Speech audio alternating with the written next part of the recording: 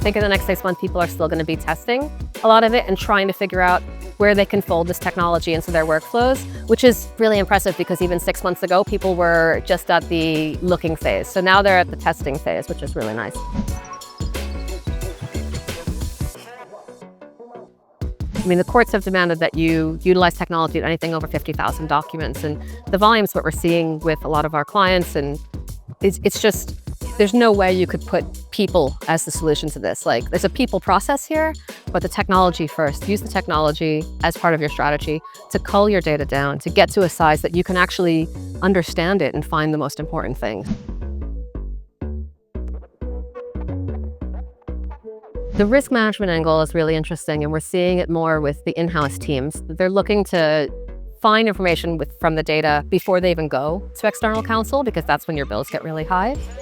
And so in-house teams are trying to figure out, what does the data tell them before they have to make a decision about whether to hire additional legal expertise or something. This is something they can either make go away or handle in-house.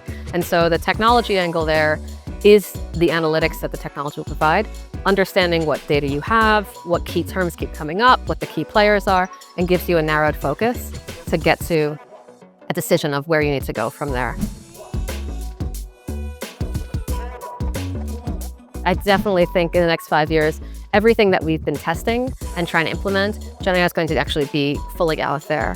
The beta programs that everyone's been building will be out in commercial use. People will be utilizing them. I think the technology will allow for a more diverse audience of people. You don't have to be at a big law firm.